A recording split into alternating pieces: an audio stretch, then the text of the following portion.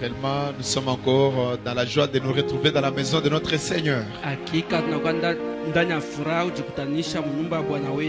Alors rapidement, ouvrons nos Bibles dans 2 Timothée au chapitre 2. Là, nous avons lu le mercredi.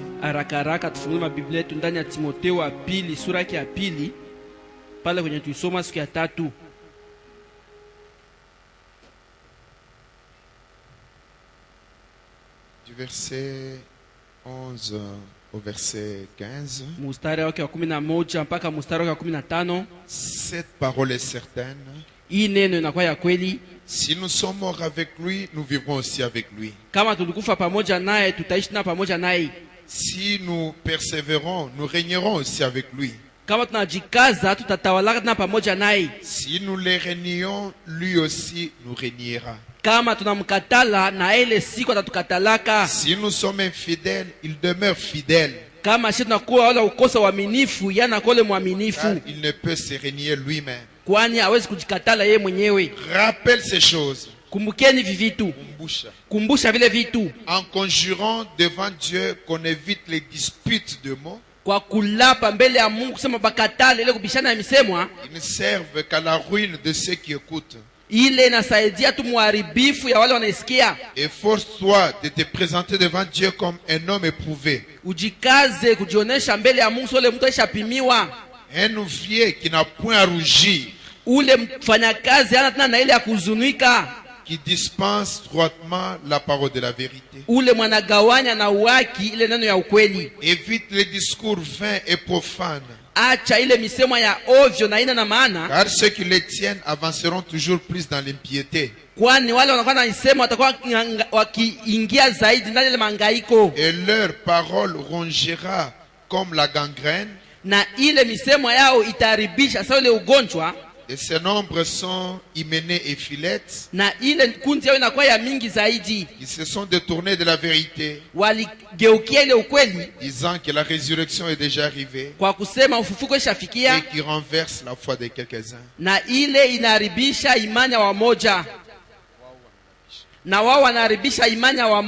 Seigneur Jésus notre Dieu, nous nous approchons devant le trône de miséricorde. Nous avons besoin de la vérité de l'évangile. Toi, tu as dit, vous connaîtrez la vérité et la vérité vous affranchira. C'est tout ce dont nous avons besoin, Seigneur. C'est de la vérité pour être affranchi. Être délivré, être libéré complètement, Seigneur, de la servitude et de l'incrédulité. Bénis le service de ce soir. Accorde l'onction à chacun de nos pères. Parce que nous croyons que cette parole, c'est Dieu lui-même qui l'a envoyé à son Père. Ce message est une lettre d'amour. Et l'épouse est supposée bien pénétrer la pensée de son amour, de son chéri.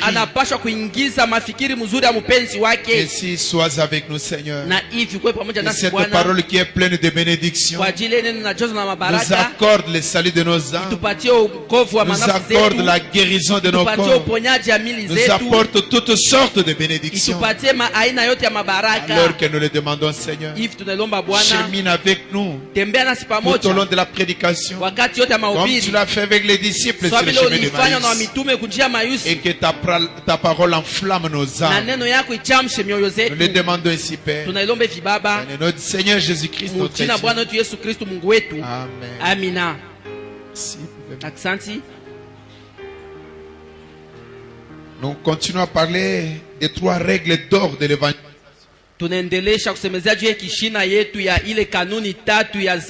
Si nous étions en train de voir depuis le mercredi, parce que croyez-moi, nous avons un même message et nous constatons qu'il y a diversité de tendances. Na tunatambua kusema kunakuwa ile maonyo ya kuachana achana. Le Banam dit il ne peut pas y avoir 2 vérités qui se contredisent. Ndio wanasema hakuwezi kuwa ukweli mbili inaweza kupinganishana. Ça c'est exclu. Et nous devons chercher à être dans la vérité sur tous les points. Un jour, alors que j'étais à Kinshasa en vacances, un frère me disait le pasteur Perry Green allait venir à Kinshasa. Alors si je pouvais faire beaucoup d'efforts pour être là, je lui ai dit non. Moi, je ne vois pas les choses de cette manière. Je crois que le pasteur Perry Green a un don de Dieu. Et à Lubumbashi, là, nous avons aussi beaucoup d'hommes de Dieu qui ont des dons de Dieu. Et moi, je crois dans l'indépendance du ministère. Et je ne crois et je ne prêche que ce que Dieu me révèle.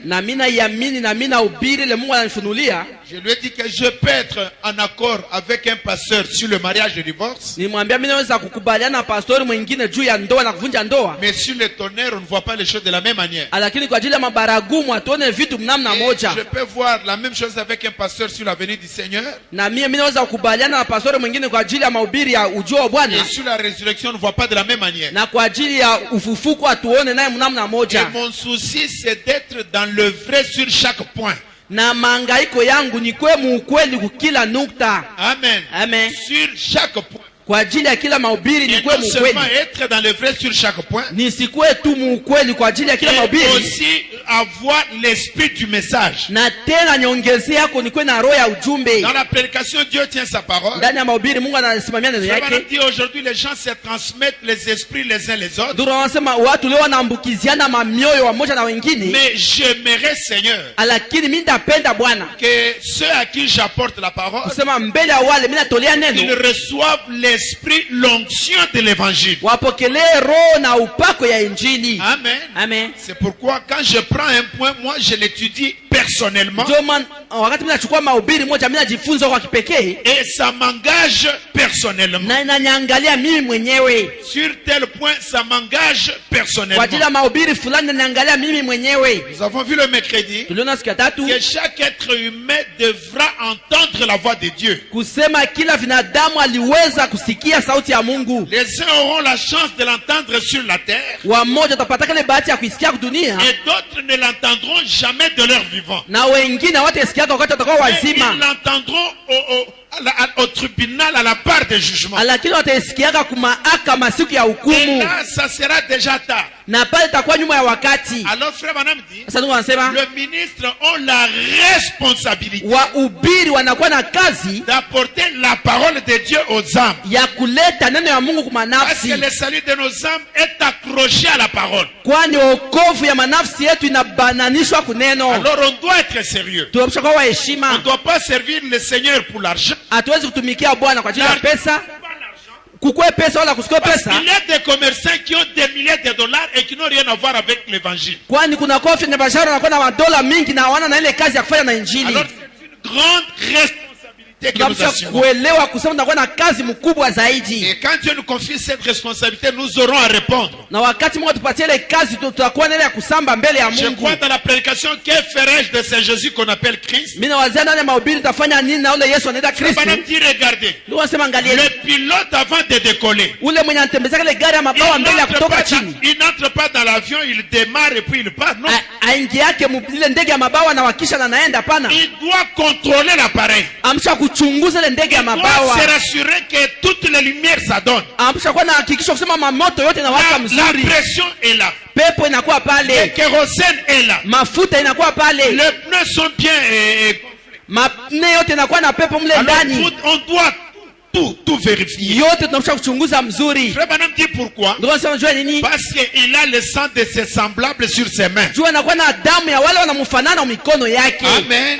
De la même manière qu'un médecin, avant d'amener quelqu'un dans la salle d'opération, il doit se rassurer que les bistouris ont été stérilisés. Et les bistouris, c'est le type de l'épée qui est la parole. Et elle ne doit pas comporter des infections et des microbes. Amen. Amen.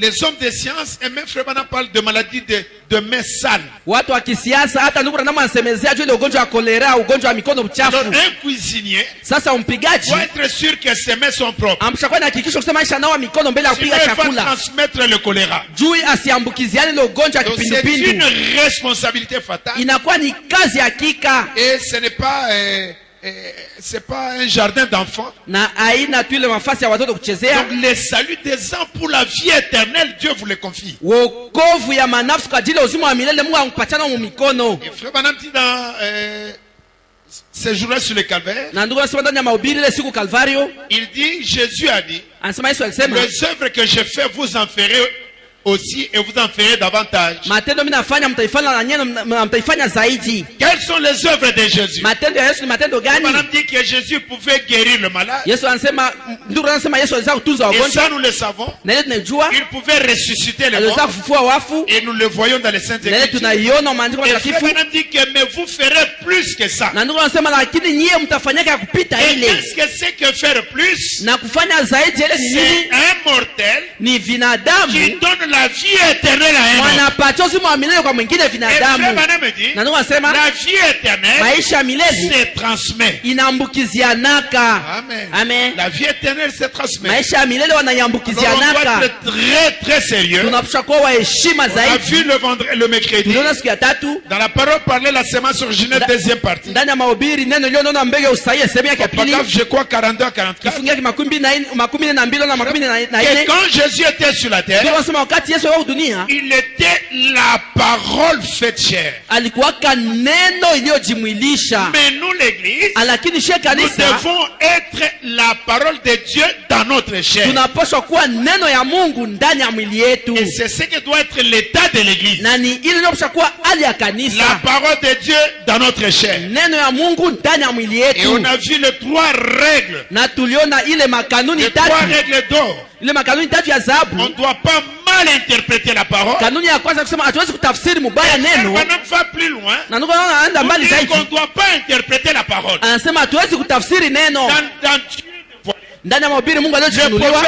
Nabii anasema que la colonne de feu anasema nguzo ya moto a été avec Moïse. Ilikuwa na Musa. Et Moïse a écrit l'Ancien Testament. Na Musa aliandika agano la kale. La même colonne de feu a été avec Paul. Na ile nguzo moja moja ya moto ilikuwa na Paulo. Paulo. A écrit le Nouveau Testament. Paulo aliandika agano jipya. Et la colonne de feu est revenue aujourd'hui. Na nguzo ya moto irudia tena leo. Interpréter juu ya kuweza kutafsiri tena l'Ancien et le Nouveau Testament. Agano la kale na agano jipya. Seul Dieu a le monopole d'interprétation. Ni kusema Mungu yeye mwenyewe ndiye kuna madaraka ya kutafsiri neno yake. Amen. Amen. Vraiment dit. Ndio anasema quand Dieu dit une chose, wakati Mungu anasema kitu moja, ça veut simplement dire ce que Dieu a dit. Inatafuta tu kusema ile Mungu alisema. Amen. Amen. Et laissez-moi vous dire. Na mwache niwaambie que lui seul peut interpréter. Sema ni yeye mwenyewe ndiye anaweza kutafsiri. Lui seul peut placer la parole. Yeye mwenyewe anaweza kupanga neno. Et lui seul peut même disloquer la parole. Na yeye mwenyewe ndiye anaweza kukatakata neno. Si vous lisez dans Isaïe chapitre 61. Kama nasoma ndani ya Isaya sura ya 61. La Bible dit que l'esprit du Seigneur est sur moi. Biblia inasema roho ya Mungu inakuwa juu yangu. Il m'a oint. Inanipatia upako. Pour annoncer. Juu kutangaza. Et une année de jubilé. Mwaka moja ya yubile. Et un jour de jugement. Na siku moja ya uamuzi. Donc c'était la parole comme ça. Ilikuwa ni neno vile. Et quand nous arrivons dans Luc 4. Na wakati tunafika Luka sura ya 4. Jésus va au temple. Yesu anaenda kwa hekalu. Après la tentation. Kisha kujaribiwa. Il arrive au temple. Anafika kwa hekalu. On lui remet les rouleaux. Wanampatia kitabu. Il prend la même écriture. Anachukua andiko moja moja. Le rouleau, il va jusque sur Isaïe 61. Ile kitabu anasoma paka pale kwa Isaya sura ya 61. L'esprit du Seigneur est sur moi. Anasema roho ya Bwana kwa juu yangu. Il m'a pour annoncer une année de salut. Mwaka moja ya wokovu. Et puis il s'arrête. Il a disloqué la parole. Il a dit aujourd'hui cette écriture est accomplie. Parce qu'il savait que cette autre partie s'accomplirait au temps de la fin. Là où Jésus s'arrête, nous nous arrêtons. Dieu ne nous demande pas beaucoup de choses. Il a dit à Pierre, si tu m'aimes, paie mon troupeau. Et dans La question-réponse. Na muswali na majibu. Du 15 octobre 61. Tarehe 15 mwezi wa 10 mwaka 51. Paître les troupeaux c'est quoi? Kulisha kondoo ni nini? C'est de conduire les troupeaux vers la nourriture. Ni kuongoza makondoo yende kuchakula. Il ne s'agit pas de préparer des gâteaux pour les brebis. Abaseme upigie ile makondoo mikate. Je vais mettre un peu de sucre. Mienda weka sukari kidogo. Un peu, je ne sais pas moi, d'essence ou comment on appelle ça. Na mienda weka sijui kama ni essence kama ni les brebis du Seigneur n'ont pas besoin de ça. Makondo ya Bwana ina lazima ya ile. Les brebis appartiennent au Seigneur. Makondo inakuwa kwa ajili ya Bwana. La nourriture, la prairie appartient au Seigneur. Chakula na ile kondo inakuwa kwa ajili ya Bwana. C'est lui qui a créé la verdure. Yeye ndio aliumba ile majani. Et c'est lui qui a créé les brebis. Na yeye ndio aliumba ile makondo. Le ministère consiste simplement à amener les brebis vers la nourriture de Dieu. Huduma kazi yao ni kupeleka tu makondo kuchakula ya Mungu. Amen. Amen. Il n'y a pas ajouté, il n'y a pas à retrancher. Hatuwezi kuongeza wala kupunguza. On doit rester fidèle. Tunapaswa kubakia waaminifu. Paul dit à Timothée. Paulo anambia kwa Timotheo qui devait répéter fidèlement la parole. Kusema bisha kurudilia kwa unyofu neno. Amen. Amen. Et lisons quelque chose dans 2 Thessaloniciens. Tusome kitu kidogo ndani ya Wathesalonike wa pili. Les gens s'amusent avec le salut des âmes. Watu wanacheza na wokovu ya manafsi. 2 Thessaloniciens au chapitre 2. Wathesalonike wa pili sura ya pili. Les 12 premiers versets. Mistari 12 ya kwanza. Pour ce qui concerne l'avènement de notre Seigneur Jésus-Christ kwa ajili ile naangalia ujio wa Bwana wetu Yesu Kristo et notre réunion avec lui, na ile kutawala pamoja naye, nous vous prions frères, tunawasiwa ndugu, de ne pas vous laisser facilement ébranler dans votre bon sens. Musiache kupotezewa mwile hali yenu ya mzuri ya kutembea. Et de ne pas vous laisser troubler. Na msivurujwe. Soit par quelque inspiration, wala na upako moja hivi, soit par une parole, wala na neno moja hivi, ou une lettre qui semblerait venir de nous, wala barua moja itafanana kusema natokea kwetu, comme si les jours du Seigneur étaient déjà là. Sawa vile siku ya Bwana ishakuwa pale. Que personne ne vous séduise d'aucune manière. Kusikwata mtu mmoja anaweza kuwatongoza mnamna moja hivi. Il faut que l'apostasie soit arrivée auparavant. Inabidi ile kosa kujua ifikie mbele. Et qu'on ait vu paraître l'homme impie, le fils de la perdition. Na tuone le mtu mchafu atokele le mwana mpotevu. Ne soyez pas troublés au sujet de l'avènement du Seigneur. Usivurushe kwa ajili ile kishida naangalia ujua Bwana. Que personne ne vous séduise d'aucune manière. Na kusikwata mtu mmoja anaweza kutongoza mnamna moja. Il faut que l'apostasie soit arrivée auparavant. C'est-à-dire le rejet de la parole. Kwani inabidi ile kutupilia neno ifike mbele. Et qu'on ait vu paraître l'homme impie, le fils de la perdition, l'adversaire qui s'élève au-dessus de tout ce qu'on appelle Dieu. L'adversaire.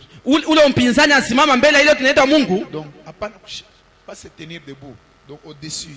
Ule mpinzani anasimama anajiweka juu ya ile tunaitwa ya Mungu, ou de ce qu'on adore, wala ile wanaabudu. Il va jusqu'à s'asseoir dans le temple de Dieu, ataenda mpaka kuikala mwekalo ya Mungu, se proclamant lui-même Dieu, akijitangaza mwenyewe Mungu. Ne vous souvenez-vous pas que je vous disais ces choses lorsque j'étais encore avec vous? Et maintenant vous savez ce qui le retient, afin qu'il ne paraisse qu'en son temps. Car le mystère de l'iniquité agit déjà. Il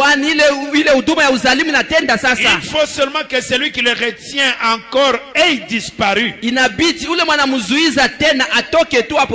Amen. Amen. Le mystère de l'iniquité agit déjà. Il faut que celui qui le retient qui le retient encore est disparu.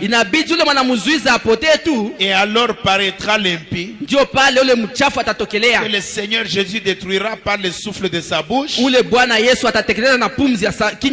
qu'il écrasera par l'éclat de son avènement.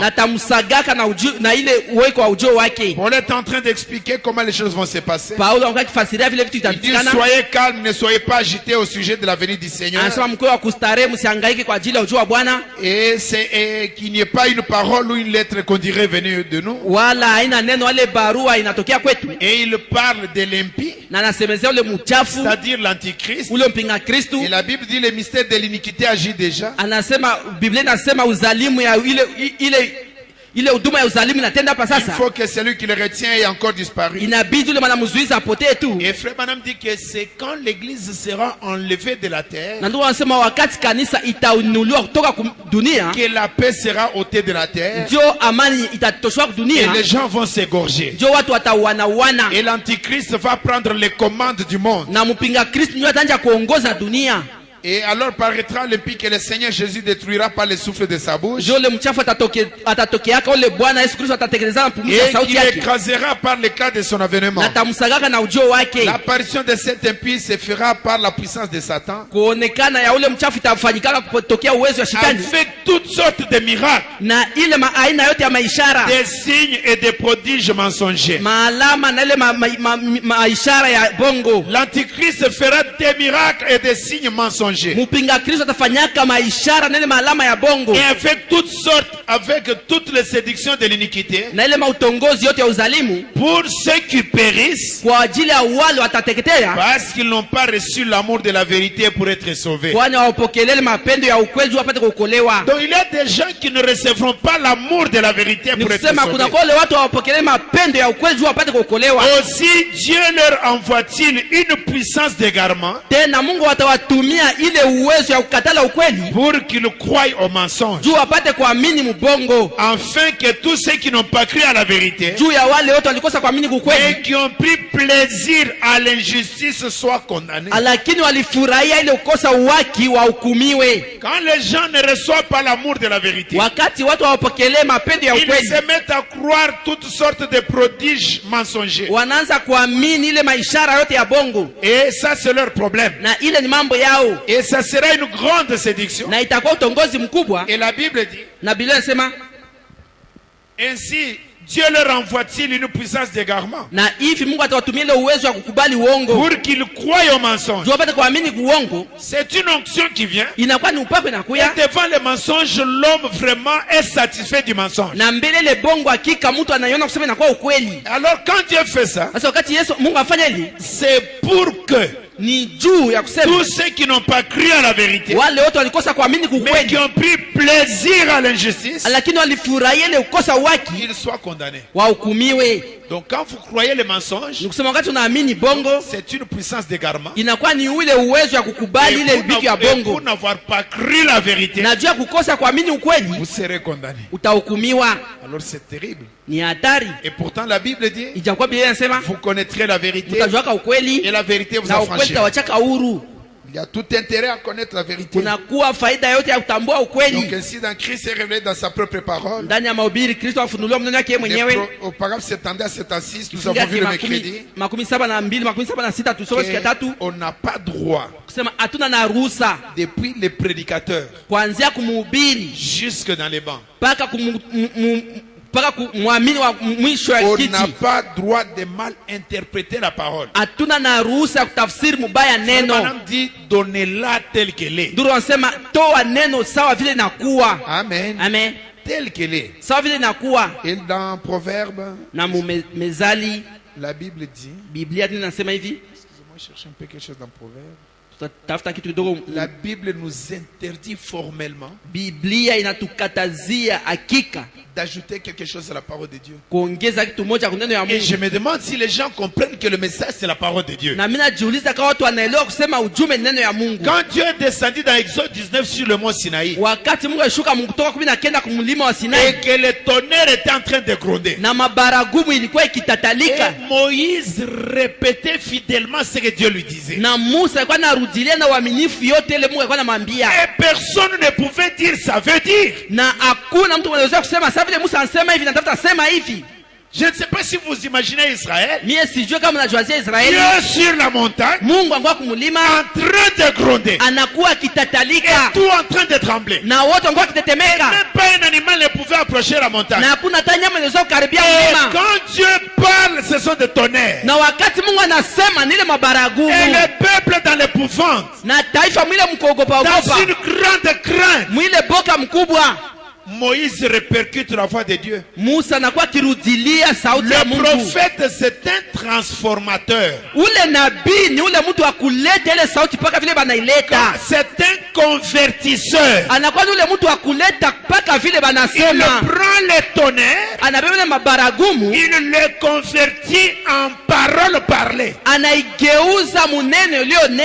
Amen. Alors personne ne peut dire ça veut dire. Amen. Amen. Vous restez avec ces frères Branham dit point. Alors dans Proverbe, excusez, je vérifie un peu dans 30 là.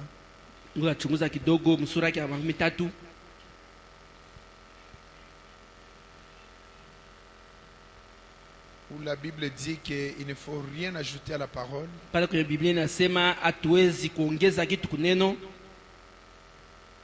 Ok, Proverbe 30.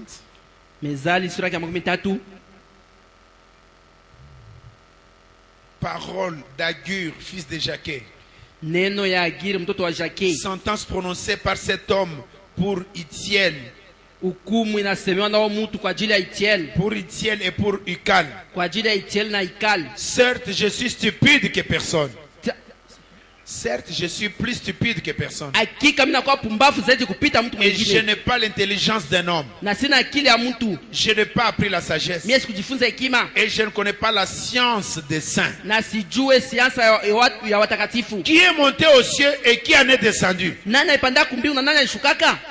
Vous savez, Ephésiens 4 dit, c'est lui qui est descendu, c'est celui qui est monté. Qui est monté aux cieux et qui en est descendu? Qui a recueilli le vent dans ses mains? Qui a serré les eaux dans son vêtement? Qui a serré les eaux dans son vêtement?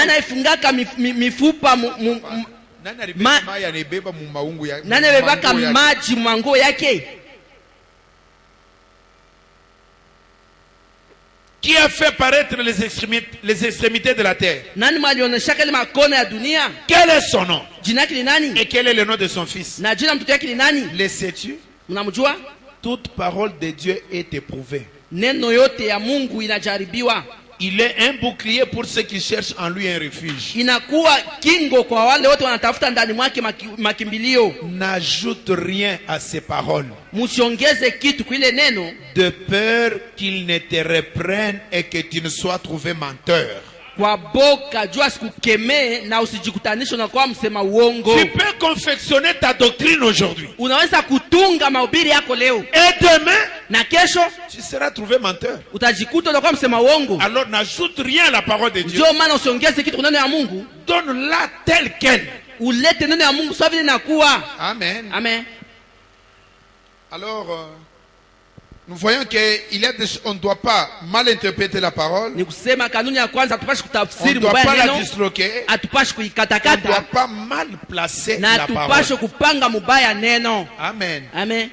Quelqu'un peut prendre une écriture ici et la placer à un endroit. Ça va créer la confusion. Et nous verrons plus tard, même avec les puzzles. Frère Branham dit, regardez, quand vous prenez les jeux de puzzle, vous achetez les cartons, on a dessiné par exemple un homme sur un cheval. On vous donne l'image. Et puis on a découpé en 1000 morceaux l'image. Et on les met dans un box. Dans une boîte. Maintenant, vous par un don, vous devez arriver à rassembler les morceaux. Mais avant de rassembler les morceaux, il vous faut d'abord voir l'image. Si vous rassemblez sans voir l'image, vous allez ressortir n'importe quelle image qui n'est pas correcte. Vous risquez de donner le cheval en train et de monter sur un homme, par terre, ça ne marchera pas. Amen. Amen. On a besoin de voir d'abord l'image. Et alors on prendra les morceaux, on va les recoller. Dans la nous voyons un peu un cas typique. Comme un frère me disait, j'entends des frères me dire que derrière, il y a trop de gens qui sont, ou peut-être beaucoup de bruit sur les milléniums et consorts. Sommes-nous dans les milléniums? Sommes-nous en train d'attendre les milléniums? Comment on peut être dans les milléniums si l'enlèvement n'a pas encore eu lieu? Donc l'enlèvement vient avant le millénium. Et quand vous allez vers les gens qui sont dans le millénium, ils vous diront que l'enlèvement a déjà eu lieu. Et que Branham a été enlevé. Tout ça pour soutenir leur doctrine de millénium. Et je vais vous montrer qu'ils disloquent la parole. Ils s'interprètent mal la parole. Et ils placent mal la parole. Frère Branham dit dans les Hébreux, une écriture interprète une autre écriture. Et il dit dans le livre d'exposé, malheureusement je n'ai pas ça ici. Frère Branham dit aujourd'hui, si quelqu'un a un point de vue sur la parole, quand vous lui présentez les écritures, au lieu que la parole le corrige, il entend pour réfuter avec une autre écriture. Et si on faisait ça devant même les musulmans, je crois qu'ils peuvent rester tranquilles et à la fin nous dire que votre message c'est du gâchis, c'est de la confusion. Parce que nous voyons que votre message est en train de se contredire. Dieu a envoyé un prophète avec un seul message, avec une seule doctrine. Amen. Amen. Si Branham revenait aujourd'hui, chez qui Branham va-t-il dire que vous avez ma doctrine? À qui Branham dirait que vous avez ma doctrine?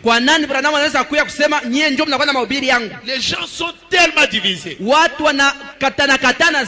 Branham dit, nous aurons des divergences sur des points mineurs. Mais pas sur le point fondamental du message. Là, ce n'est pas permis. Aujourd'hui, quelqu'un dira qu'il est dans les messages, il adore Frère Branham. Branham est son Dieu créateur. Il y avait un frère qui habitait ici sur Sapinier, sur Savonnier. Il adorait Frère Branham. Peut-être continue encore à adorer. Un jour, j'ai rencontré ses enfants. Je leur ai demandé, petit, qui est votre Dieu? Le Frère Branham. J'ai dit, Frère Branham a créé la terre sur laquelle vous êtes ici. L'enfant dans son bon sens il dit non. Je dis alors tu vois que tes parents t'embrouillent. Amen. Amen. Je vais prendre les cas un tout petit peu pour vous montrer comment les gens sont embrouillés. Et nous nous divisons sur le plan doctrinal pour rien. Tutachukua mfano moja juu ya kuonesha namna gani watu wanajivuruga na tunakosa kubaliana na manuta ingine kwa bure. Je me demande qu'est-ce que les gens cherchent. Mimi najiuliza watu wanatafuta nini? Et je sais que bon, certains prédicateurs, na mimi najua kusema wahubiri wamoja, ils veulent seulement montrer qu'ils ont la connaissance plus que les autres. Wanapenda tu kuonesha kusema wanakuwa na ile ujuzi kupita wengine. Et cette connaissance là s'avère une fausseté. Na ile ujuzi ile inakuwa ya bongo. D'abord l'esprit même qui anime la personne est déjà déjà mauvais. Votre connaissance ne délivrera personne. Jésus a dit, vous connaîtrez la vérité et la vérité vous affranchira. Donne-nous simplement la vérité. Et il va nous donner la foi de l'enlèvement. Elle va nous délivrer de la mauvaise vie. Elle va nous donner le Saint-Esprit. Amen. Amen. Et gardez vos connaissances. Dans rendre un service à Dieu en dehors de sa volonté. N'allez pas derrière de nouvelles choses. Elles volent de partout. Et c'est avec ça que le serpent a séduit Ève. Ève avait la parole. Il avait déjà la doctrine. Il la connaissait. À un moment donné, un prédicateur s'amène avec une nouvelle doctrine. Et Ève voulait découvrir la nouvelle doctrine. Et c'est ce qui nous a menés dans tout ça. L'homme ne vivra pas de la nouvelle doctrine. L'homme vivra de la parole de Dieu. Amen. Et Paul pouvait dire, même si un ange quittait le ciel et qu'il disait autre chose, qu'il soit maudit, qu'il soit réellement maudit. Dans le 4e saut, Frère Branham dit, nous allons prendre les paragraphes 405 à 423.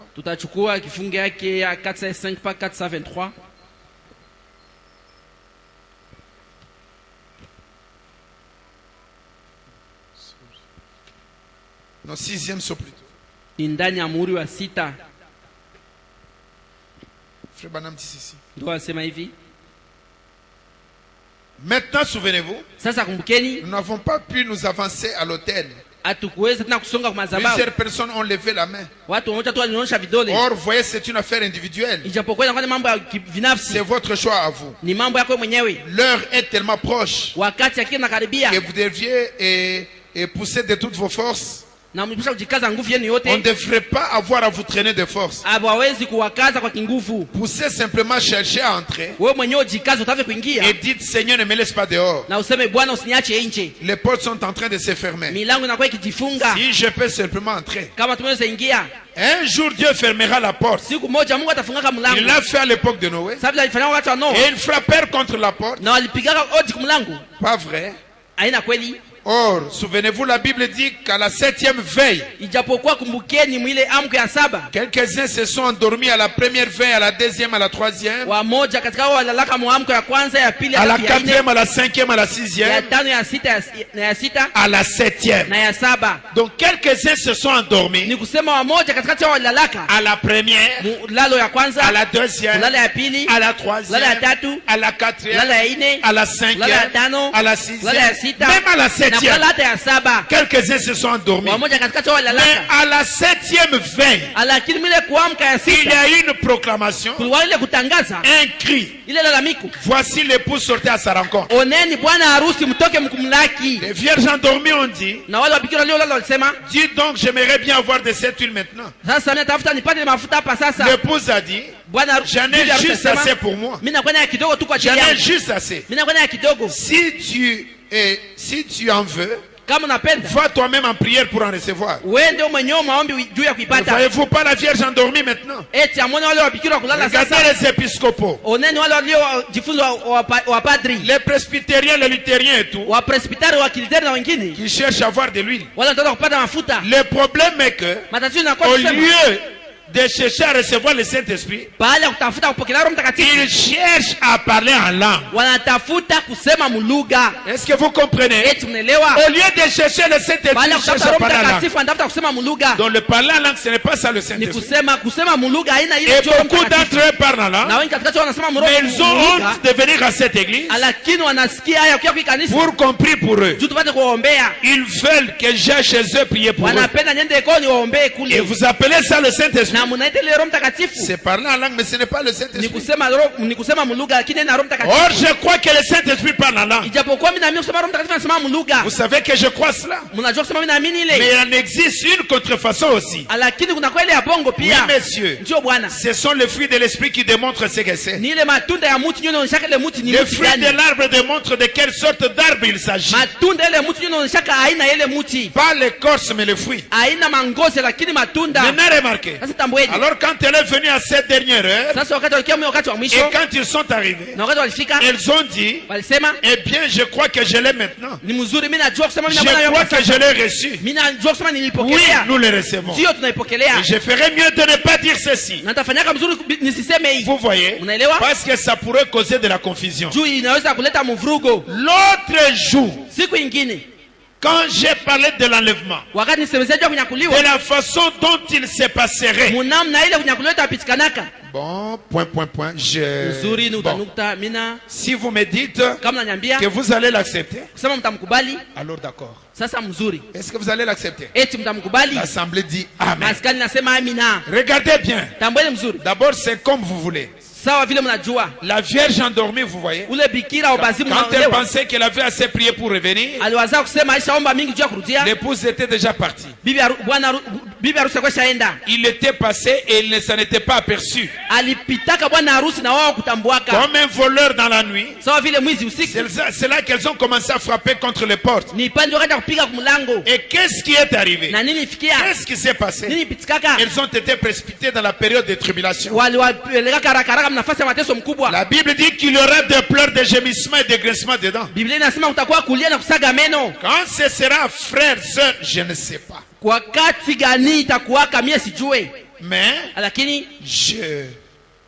moi, il se peut que ce soit seulement moi ici. Vous voyez? Ceci, c'est mon idée à moi. Je crois que c'est tellement proche. Chaque jour, j'essaie tout simplement de marcher le plus doucement possible. Il s'est passé quelque chose aujourd'hui. Et j'ai vu émerger quelque chose. Le bonhomme dit, je vais parler de l'enlèvement. Il commence par dire, je ferais mieux de ne pas dire ceci. Parce que ça pourrait causer de la confusion. Ce que je vais dire pourrait causer de la confusion. Et il commence à parler de l'enlèvement. Il dit la manière dont moi je comprends. Quand ça va se passer, il se pourrait que ce soit seulement moi. Et vite la confusion est entrée. C'est que Branham craignait. C'est arrivé. Et les gens ont sauté. L'enlèvement, c'est une seule personne et c'est frère Branham qui a été. Et nous sommes dans le livre des Sceaux. Par rapport aux événements, ici nous sommes en 1963. Branham en train de révéler les Sceaux. Alors qu'il avait déjà, il venait de Tucson, où il a été emporté dans la constellation d'anges. C'est que certains veulent dire que c'était l'enlèvement de Frère Branham. Maintenant que la chose s'est déjà passée, le 28 février 63 est déjà passé. Là où Frère Branham a été emporté dans la constellation. Et Branham dit la manière dont cela va se passer,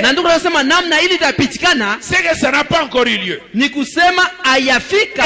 dit, ça pourrait être une personne. Et c'est possible que ça soit seulement moi. Branham me dit, j'aimerais dire ceci. Je ferais mieux de ne pas dire ceci. Parce que ça pourrait causer de la confusion.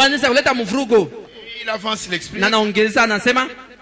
Et quand il dit ça, mais regardez bien, Frère Branham, dans question-réponse, dans le 3e sceau, Le troisième saut, vous lirez peut-être abondamment. Moi, je vais prendre juste une partie. Du paragraphe 55 à 72.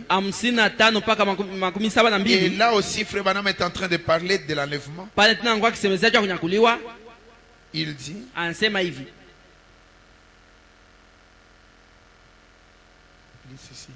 je prends partie paragraphe 64. Mais l'enlèvement, ce sera un secret. Alors si cela s'était fait tellement en secret quand il est venu,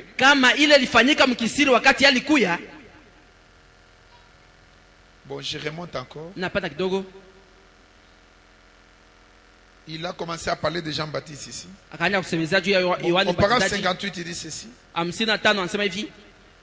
C'était combien plus grand quand Jean devrait se présenter là-bas et baptiser.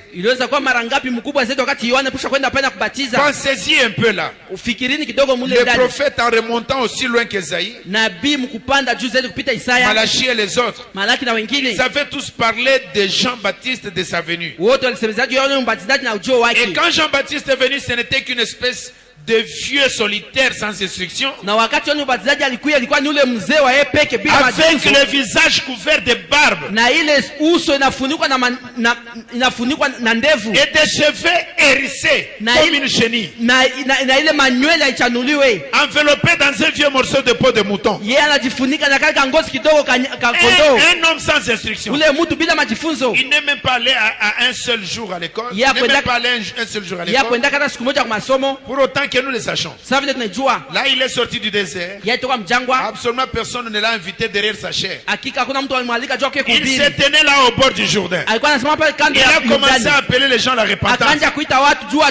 Vous pouvez vous imaginer. Frère Branham dit, mais quand cela a été annoncé par le prophète, par Esaïe, Malachie et les autres, c'était tellement glorieux. Mais quand la promesse s'est accomplie, c'était tellement simple.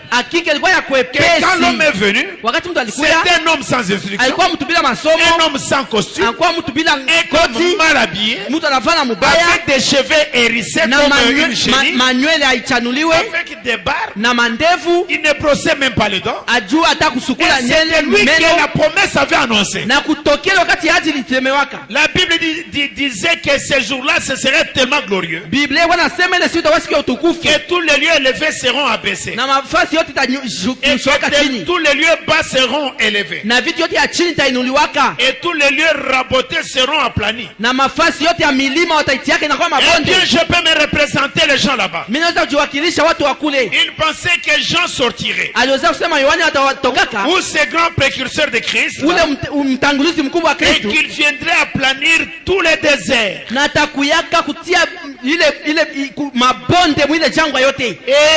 Et les regazonner. J'imagine qu'ils s'en étaient fait une idée bien arrêtée, à peu près comme ils le font aujourd'hui. Les gens s'étaient fait une idée comme ils se font encore une idée aujourd'hui. Mais c'était tellement humble que même les apôtres ne l'ont pas reconnu. Ils ont dit, eh bien pourquoi l'écriture dit-elle? Et pourquoi les scribes disent-ils qu'Élie doit venir premièrement? Tu vas là-bas pour être offert maintenant. Mais l'écriture dit qu'Élie doit venir premièrement. Et Jésus a dit, il est déjà venu et vous ne vous en êtes pas perçu. Et avec le Fils de l'homme, ils feront la même chose. Mais Jean, il a dit, a fait exactement ce qu'il devait faire. Et ils ont fait exactement ce qu'ils étaient censés faire. Et de même le Fils de l'homme doit souffrir. Même les Pierre, Jacques et Jean ne savaient pas que la promesse de la venue du précurseur du Messie était accomplie. Pendant que Jean a vécu au milieu d'eux, il appelait les gens à la repentance au Jourdain. Et quand les gens allaient pour se faire baptiser, quand ils voient certaines personnes, ils les appelaient race de vipères. Qui vous a dit de venir ici? Dans Dieu dévoilé, nous allons prêcher la parole de manière à amener quelques-uns à réfléchir et à nous quitter. Alors Jésus leur a dit que c'est déjà arrivé. Et vous ne vous en êtes pas aperçus. Alors les fils de l'homme, ils feront la même chose. Mais il n'y avait probablement pas le tiers de toute la race juive qui a jamais su que Jésus était sur la terre. Ou plutôt, il n'y a probablement même pas le tiers de toute la race juive aujourd'hui qui a jamais su que Jésus était sur la terre. Ils avaient peut-être entendu dire qu'il y a un fanatique là-bas quelque part, mais ils n'ont prêté aucune attention. Ils ont simplement continué leur chemin. La Bible dit qu'il est venu chez les siens et les siens ne l'ont pas reçu. Maintenant voilà ce qui me porte à croire que pourtant il n'était pas dit que Jésus viendrait secrètement. Mais l'enlèvement ce sera un secret. Alors si cela s'est fait tellement en secret quand Jésus est venu, à combien plus forte raison l'enlèvement va-t-il se faire sans qu'on le sache? Sasa mara ngapi na kunyakuliwa itafanyika bila kukosa kujua? Ils ne s'en apercevront pas. Hawatatambua kusema kunyakuliwa inafanyika. Tout à coup ils vont dire, mara moja watasemaka, mais je pensais qu'on devait avoir un enlèvement. Lakini ni wazao kusema tupasha kupata kunyakuliwa. Et voilà tous ces jugements sur la terre. Na oneni ile pale. Il dira, watasemaka, il a déjà eu lieu. Ilishafika. Et ne vous en êtes pas perçus. Na nyam kijuaka. Exactement comme un voleur dans la nuit. Hakika sawa vile mwizi usiku. Comme ce livre que j'ai déjà lu. Sa ile kitabu nishakasoma. Il s'appelle Roméo et Juliette. Ile kitabu anaita Roméo et Juliette. Il avait laissé ou dressé une échelle contre la maison. Alifungaka nyumba. Ça fait longtemps. Et il est venu chercher la prendre pendant la nuit. Or c'est comme ça que cela arrivera. Et ce sera du passé. Ce n'est pas de faire descendre une bande d'anges avec des pelles pour ouvrir les tombes. La Bible a dit que nous serons changés avant même de pouvoir battre les paupières. Juste en un clin d'œil et ce sera terminé aussi vite que ça. On dira simplement quelqu'un a disparu. Eh bien, j'imagine que si nous cherchons dans le monde entier aujourd'hui, nous verrions qu'il y a 500 personnes qui disparaissent de la terre tous les jours. On ne sait plus rien d'elles. Elles sont simplement portées disparues. Eh bien, il n'y aura pas un grand nombre de personnes qui partiront dans l'enlèvement. Maintenant, je ne veux pas vous faire peur. Je ne pense pas que c'est ça. Mais je vais simplement vous dire ce qu'il y a. D'ailleurs, vous le savez vous-même. La Bible dit ce qui arriva au jour de Noé, où 8 âmes furent sauvées. 8 âmes dans le monde entier sauvées par l'eau. Eh bien, vous dites, oh là là, ce n'est pas la peine que j'essaye. Ça montre que vous n'avez pas le genre de foi dont vous avez besoin. La Bible dit que 8 âmes ont été sauvées au temps de Noé. Il en sera de même. Alors, dans les 8 là, moi je ne saurais pas être là. Vraiment dire que cela montre que vous n'avez pas le genre de foi correct.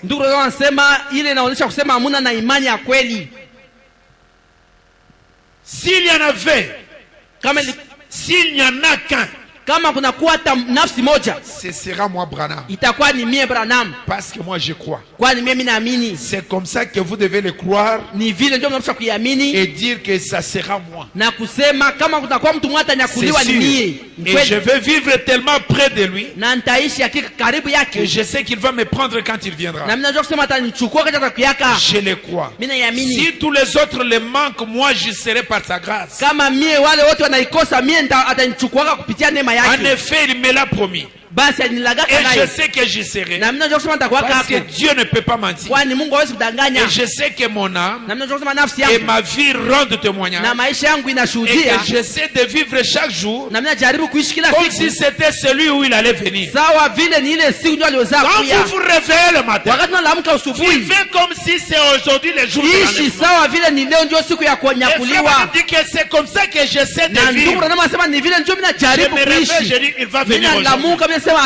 Alors je dois être prêt. Amen. Amen. Ainsi, Frère Branham a dit que quand l'enlèvement va se passer, il se pourrait que ce soit moi seul. Et l'autre écriture est claire. Il dit que vous devez croire que ça sera moi. Donc chacun doit croire que c'est lui. Amen. Amen. Et là les gens sont partis pour dire que c'est Frère Branham qui a été enlevé. Dans les 24 anciens, Frère Branham dit au paragraphe 166,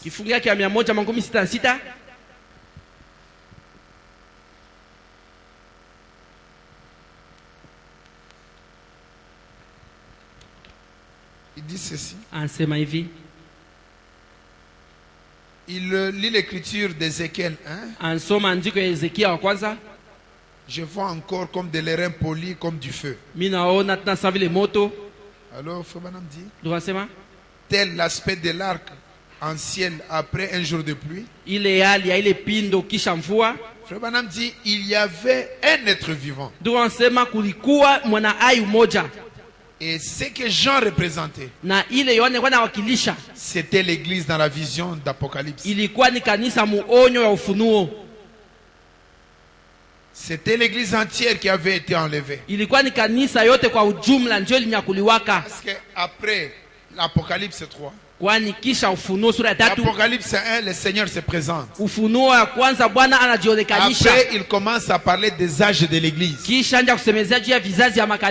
les âges de l'église se terminent, et dans Apocalypse 4, Jean dit, j'entendis une voix qui disait, monte.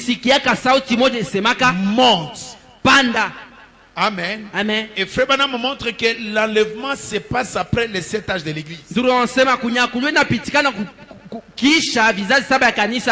que Jean représentait, c'était l'église entière qui avait été enlevée. Je vous l'ai dit. Dans la vision, le corps de Christ tout entier peut être représenté par une seule personne. Là, c'est dans la vision. Amen. Quand nous disons que nous attendons l'enlèvement, nous n'attendons pas une vision. Une personne peut représenter le corps de Christ dans la vision. Donc l'enlèvement, ce n'est pas l'affaire d'une seule personne. L'enlèvement concerne le corps entier du Seigneur Jésus. Dans la prédication le trône, au paragraphe 301, on était dans une réunion de ministres. Et nous savons que le 28 février, Frère Branham a été emporté dans la constellation. Ce n'était qu'une personne. Et Frère Branham dit, Moïse a été enlevé au ciel. Moïse fut ravi de la terre jusqu'au ciel. Et il vit l'autel de Dieu. Ici, Frère Branham dit, Moïse a été enlevé au ciel. Moïse fut ravi au ciel. Ça veut dire que Branham était en train de corriger. Moïse fut enlevé par Moïse fut ravi. C'est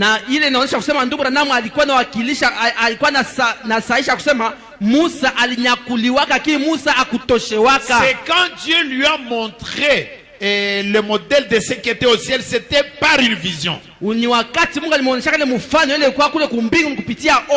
Jean dans l'île de Patmos, j'étais ravi jusqu'au jour du Seigneur. Frère Branham dit que Dieu lui montrait les choses telles que ça va se passer au cours des âges. Mais cela ne signifie pas qu'il y a eu l'enlèvement de Moïse dans l'Ancien Testament. Ce n'était pas un enlèvement. Branham dit que Moïse fut enlevé, Moïse fut ravi. Amen. Amen. Il dit qu'il fut ravi. Parce que quand vous prenez la prédication de l'enlèvement au paragraphe 128, Frère Branham définit l'enlèvement. Il dit le mot anglais rapture que nous employons pour désigner l'enlèvement n'est même pas utilisé du tout dans la Bible en anglais. Nous avons simplement placé ce mot-là. La Bible dit plutôt Kaweb Bring Kaweb, c'est-à-dire pris en haut. Être pris en haut. L'enlèvement, c'est être pris en haut et non pas un ravissement.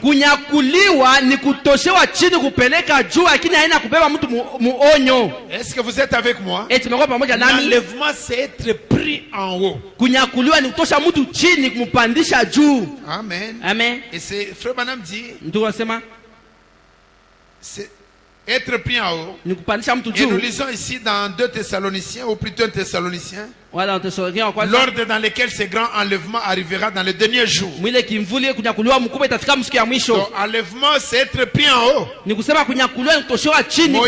fut enlevé, il fut ravi. Donc, c'est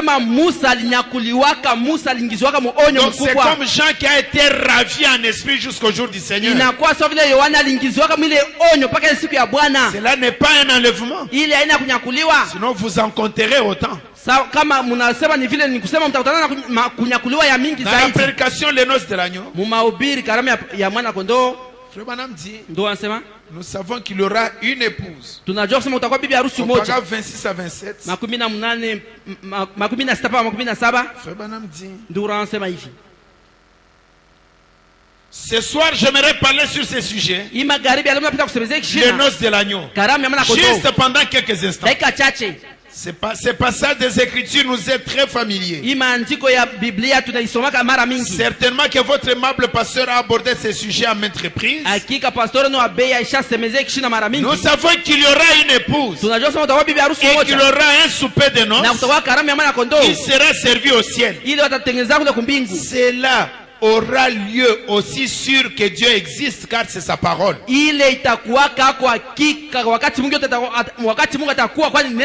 Amen. Amen. Il y aura une épouse, il y aura un souper de noces qui sera servi au ciel. Cela aura lieu aussi sûr que Dieu existe, car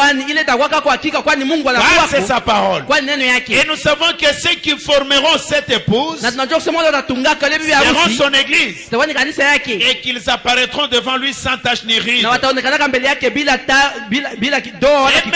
ils ont ici sur terre le matériel nécessaire pour se préparer. Aussi sûr que Dieu existe, les noces de l'agneau seront servies au ciel. Et si vous prenez au-delà du rideau, je raconte comment il a été de l'autre côté visitant ceux qui nous ont précédés dans les pays glorieux.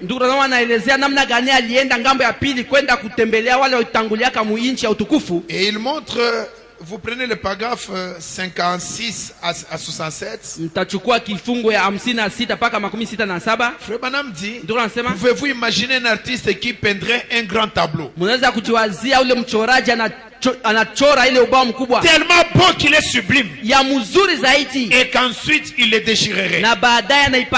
Il y aurait quelque chose qui ne va pas chez cet artiste. Et pouvez-vous imaginer un compositeur qui écrirait un chant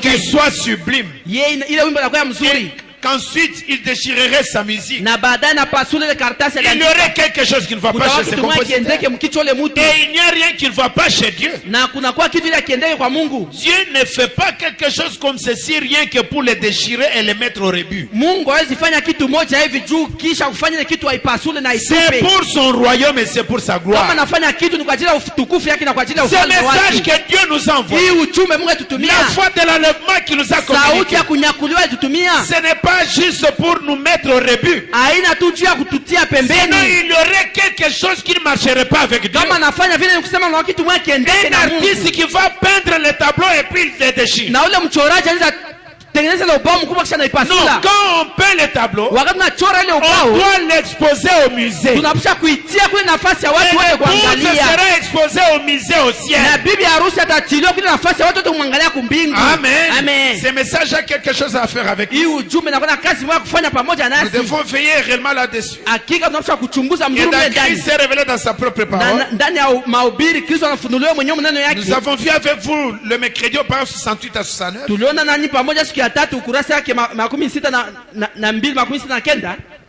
Frère Branham dit ceci. Ndio anasema hivi.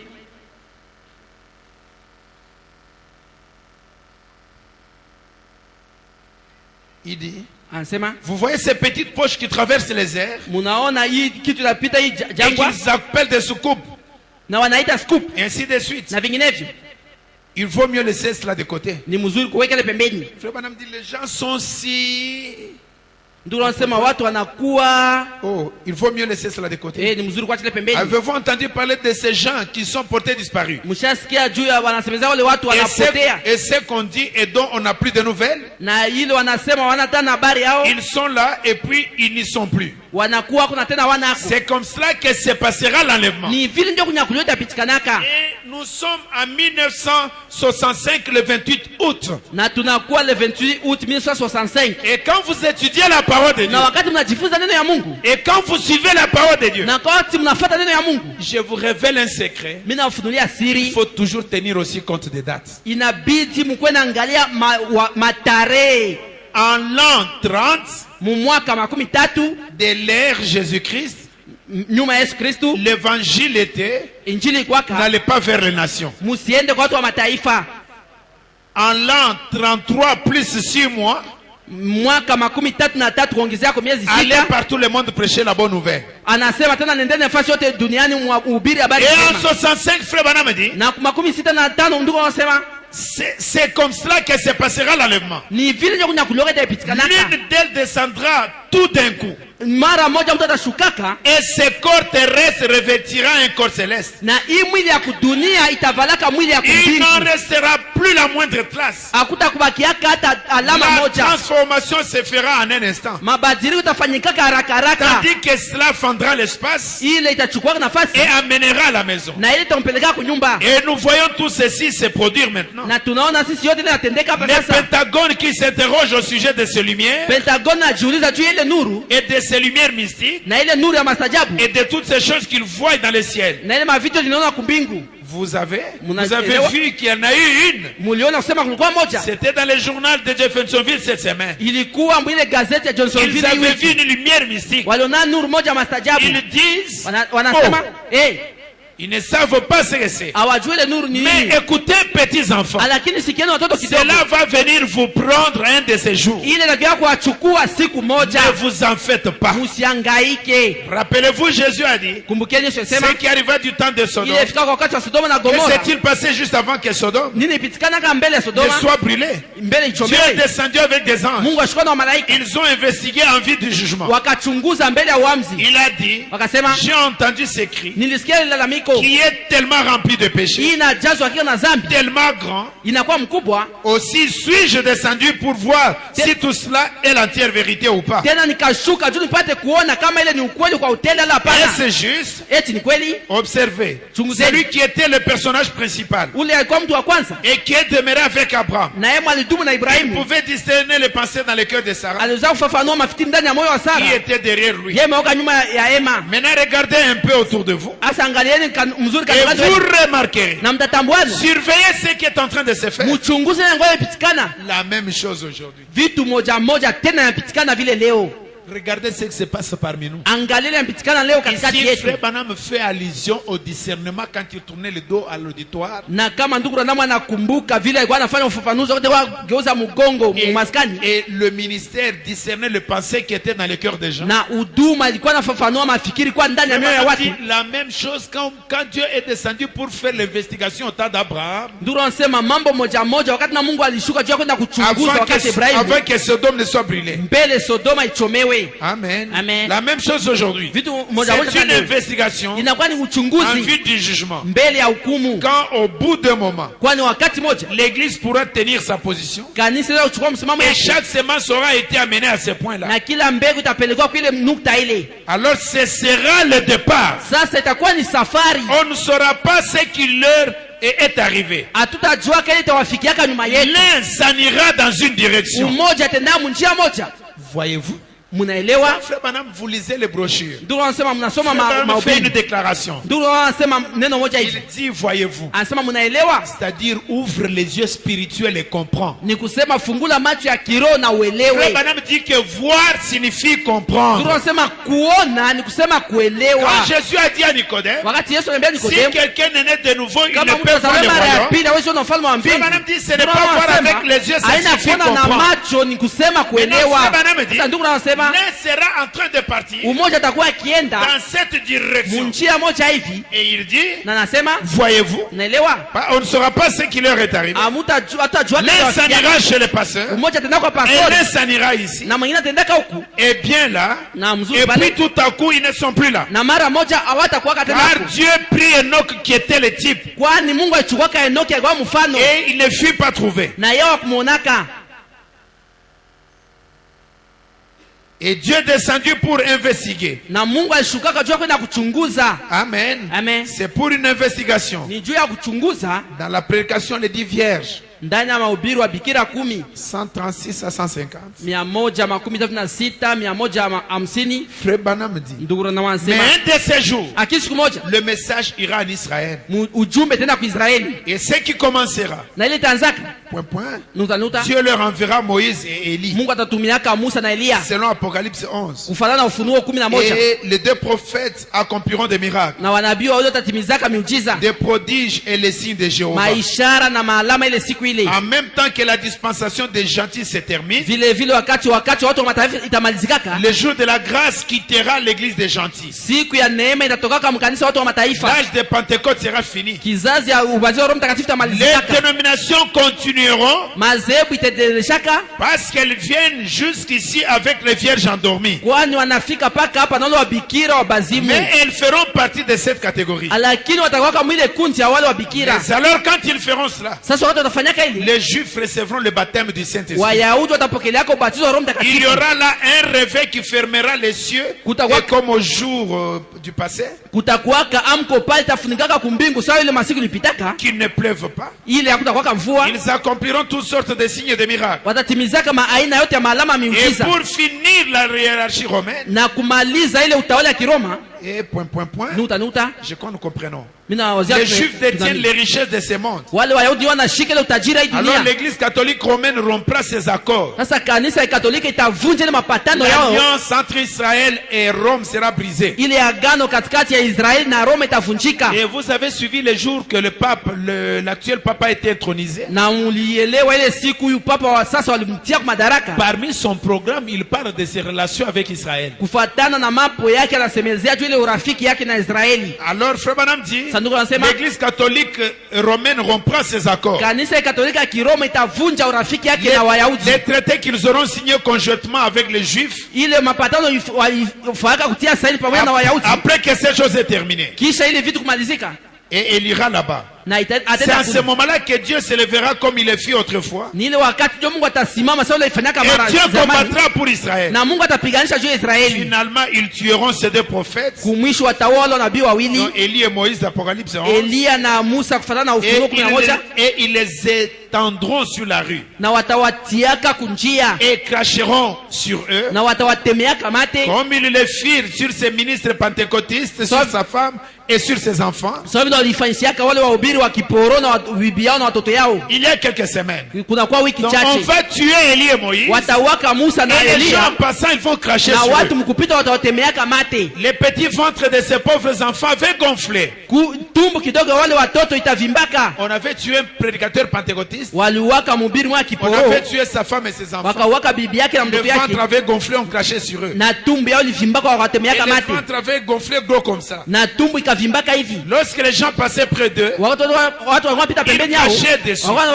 On les laissa ainsi sous ce soleil brillant 3 ou 4 jours, sans les enterrer. Ils feront la même chose avec Élie et Moïse. C'est la Bible qui le dit. Ils feront la même chose. Et après avoir fait cela, 3 jours après, l'esprit de vie entrera dans ces deux prophètes étendus morts. Ils ressusciteront et monteront dans la gloire. Et c'est à peu près en ce moment là que les feux d'artifice commenceront alors. Donc c'est-à-dire c'est à ce moment là que les bombardements vont commencer. C'est le temps de la fin. C'est en ce moment là que ça sera fini pour elle. Frère Branham dit que la Russie est une arme dans la main de Dieu. Alors la Russie va envoyer des armes, des bombes qui vont détruire le Vatican.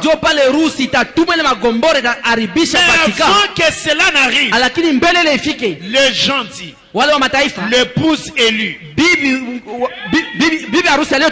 sera enlevée.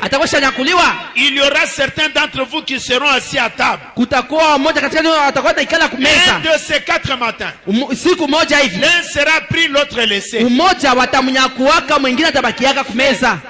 Attention avec la confrérie dans l'église. Ndugu, angalisho na undugu rafiki ndani ya kanisa. Cherchez tous le Saint-Esprit. Nyinyi wote mtafute Roho Mtakatifu. Vous serez dans un restaurant, l'un sera pris, l'autre sera laissé. Mtakuwa mkitumia chakula, umoja ananyakuliwa, mwingine anabakia. L'un sera pris, l'autre laissé. Et finalement, vous vous demanderez, qu'est-ce qui se passe? Pendant que vous roulez en voiture, parlant à quelqu'un, votre femme, votre mari, assis sur le siège, ils ne répondront pas. Ils ne seront plus là. Vous courez au cimetière, il y aura des tombes ouvertes et d'autres toujours fermées. Amen. Amen. Ici, plus le frère Branham a éclairé. Quand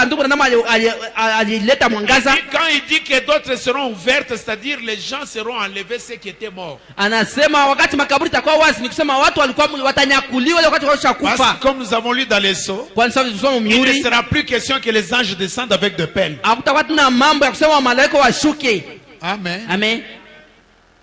Vous, frère Branham dit, car le reste des morts ne revint point à la vie jusqu'à ce que 1000 ans furent accomplis.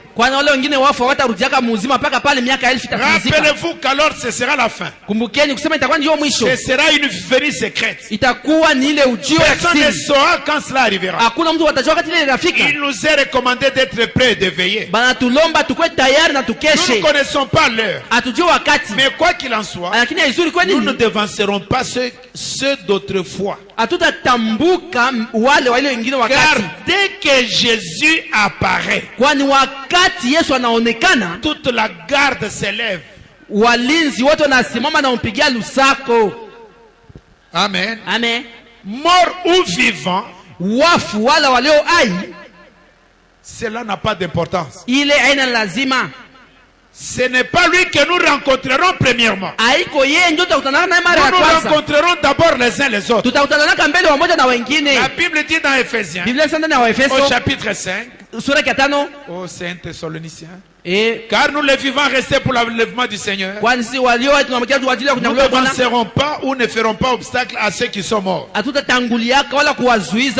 Ces chères personnes qui scellèrent leur sang, qui scellèrent leur témoignage avec leur sang, qui sont morts, qui ont versé leur sang pour garder la foi. Il ne s'agit pas de devancer ou de faire obstacle à ceux qui sont morts. La trompette sonnera. Et qu'est-ce que c'est que cette trompette? Quelque chose se passera. Quelque chose en rapport avec l'évangile sonnera l'annonce de sa venue.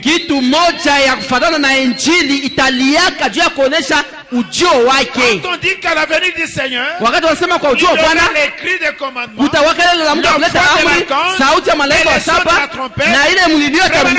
C'est quelque chose de l'évangile qui sonnera l'annonce de sa venue. Alors les morts en Christ ressusciteront premièrement. Et nous les vivants qui seront restés, nous serons changés. Nous nous tiendrons là et sentirons le changement venir sur nous. Les cheveux gris disparaîtront. Et vous, les cheveux gris disparaîtront.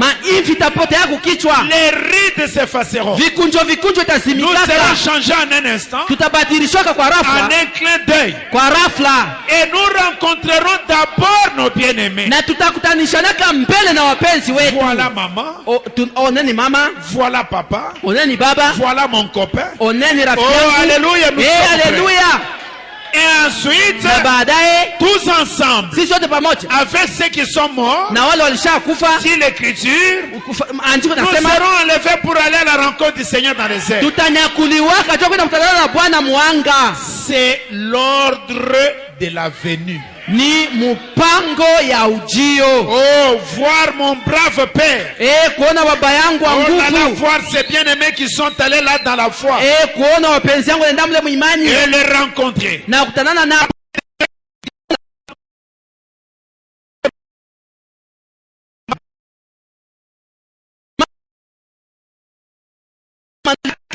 Nous avons prêché très durement. Nous avons essayé. Est-elle là?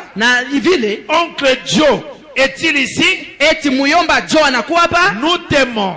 Nous t'aimons Seigneur. D'abord, nous nous rencontrerons les uns les autres. Oh, nous n'aurons pas les soucis à ce sujet. Nous y serons tous. Amen.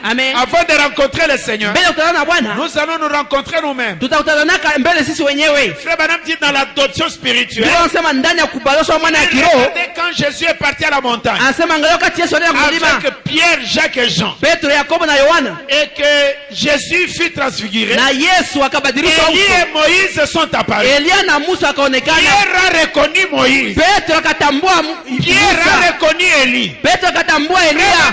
Nous reconnaîtrons même leur voix. Personne ne vous dira que celui-ci c'est Frère Neville. Vous êtes là simplement, vous reconnaîtrez Frère Neville. Et que je verrai la sœur Hope, je la reconnais. Amen. Et avant de rencontrer le Seigneur, nous allons nous rencontrer d'abord pour ne pas poser de questions. Qu'en est-il de Pierre? Qu'en est-il de Paul? Nous allons d'abord nous rencontrer. Et c'est ça l'ordre de la venue.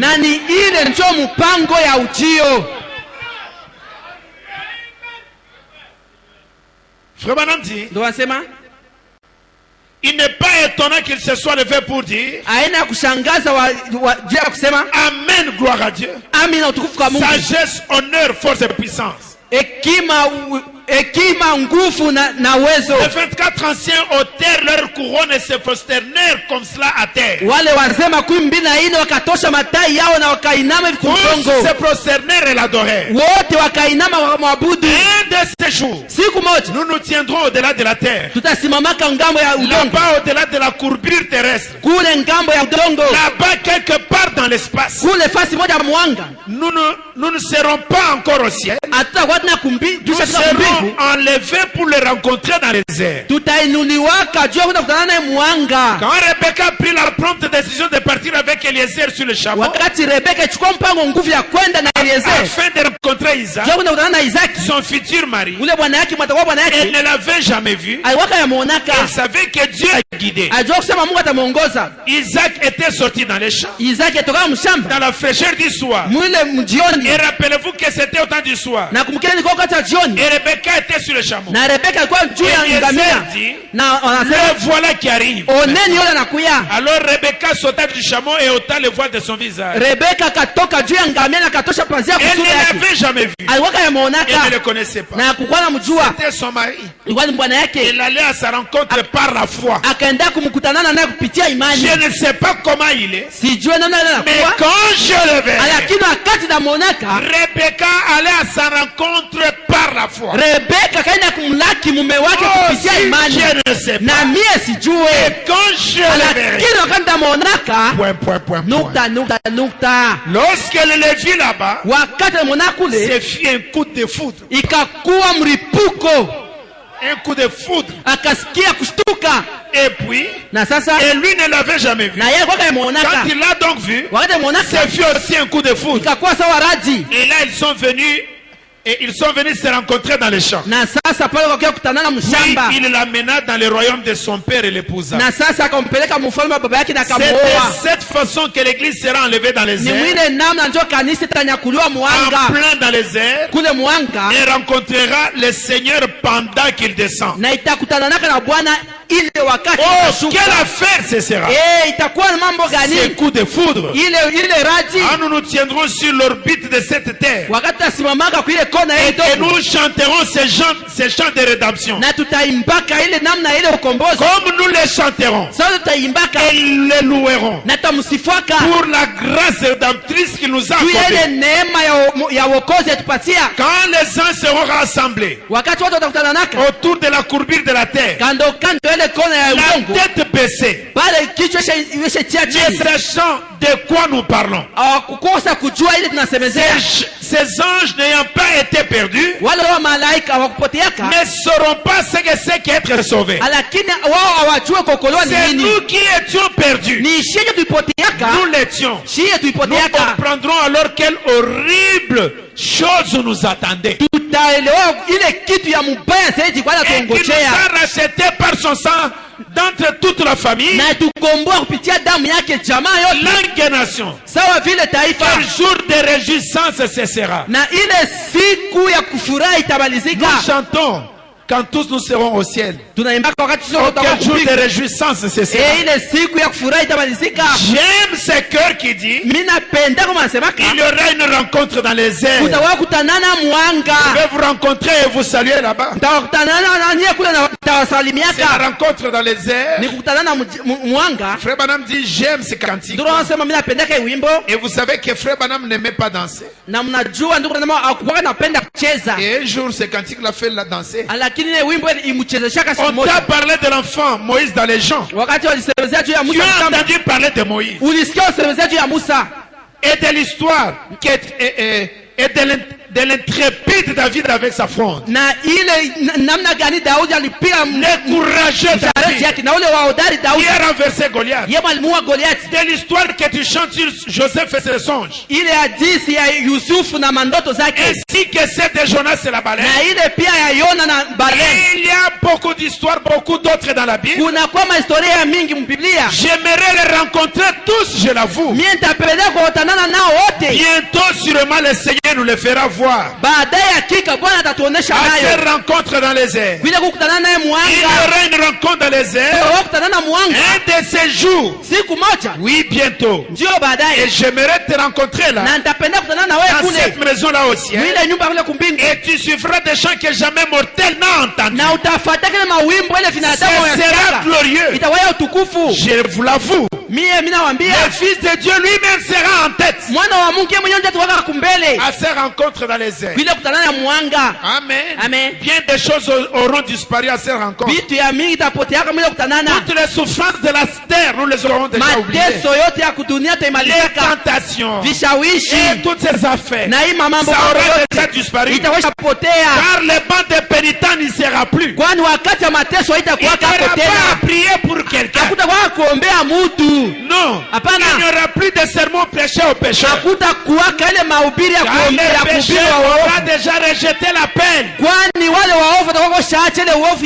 Plus d'affection à cause des bien-aimés rebelles.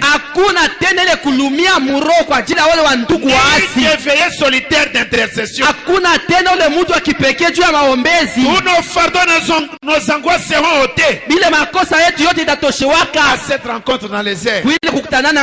Et les incrédules seront tout à fait absents. Un incrédule à cette rencontre. Tous les sceptiques seront absents ces jours-là.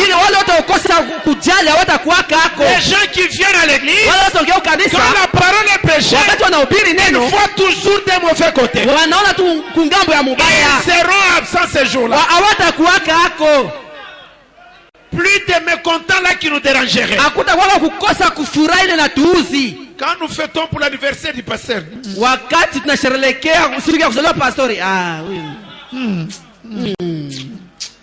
ils ne seront pas là.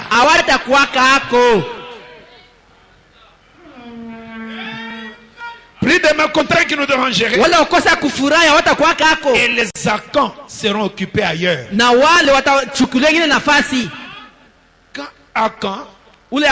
Quand Josué avait dit de vous doter des choses voient l'interdit. Il avait que garder quelque chose dans sa maison. Dans sa tente. Il y a des gens qui regardent la télévision dans leur chambre à coucher. Voilà les acants. Les acants seront occupés ailleurs. Là-bas, les saints porteront son sceau sur leur front. Et vêtus d'habits réservés aux rachetés. Ceux qui sont en habits de noces seront là. Ceux qui seront habillés en habits de noces seront là. Et la robe de noces, c'est la parole. Amen. Amen. Frère Branham dit, nous comprendrons alors quelles choses horribles nous attendaient.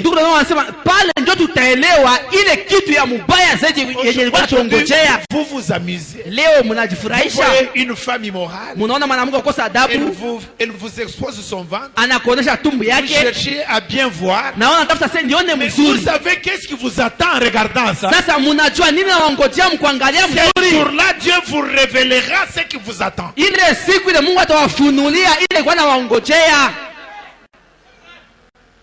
Amen. Amen. Alors nous chanterons la rédemption. Voici maintenant venir vos 144 000 qui recevront l'évangile après que nous soyons partis. Ils ne peuvent le recevoir pendant que la lumière est sur les gentils. Les juifs la refusent. Et la dissimulent. Lorsque les gentils sont enlevés, alors l'esprit descend sur les deux hommes pour leur rendre témoignage.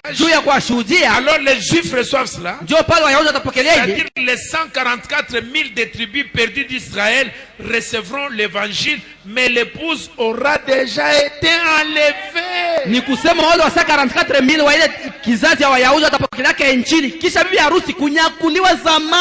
Amen. Amen. L'épouse sera déjà été enlevée. Laissez-moi aussi vous lire quelque chose en rapport avec l'enlèvement. Dieu se cache et se révèle dans la simplicité. 364 à 386.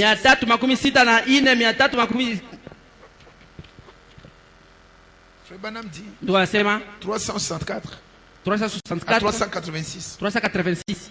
On lui a demandé un jour. On lui a dit, pourquoi donc les scribes disent-ils que?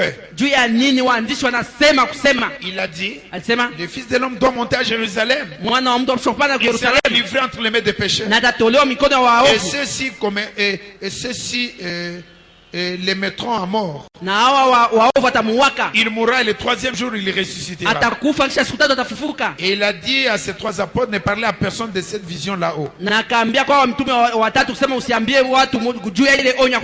Regardez bien. Quand les disciples étaient sur la montagne, Jésus leur dit ne parlez pas de cette vision.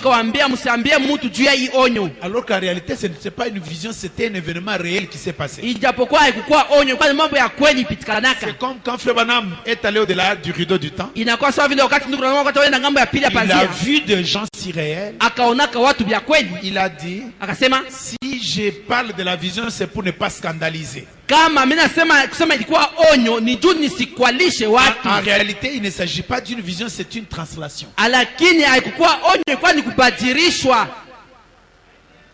Et les disciples, c'était des disciples qui avaient marché avec Jean, qui avaient parlé avec lui, mangé avec lui dans le désert, qui s'étaient assis sur la berge. Ils ont dit, pourquoi les docteurs disent-ils qu'Élie doit venir premièrement? Tu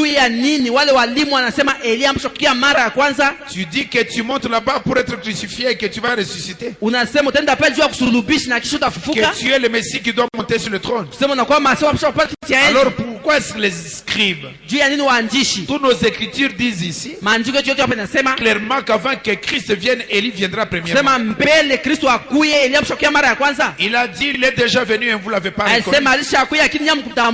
Et eux, c'était qui qui posait cette question?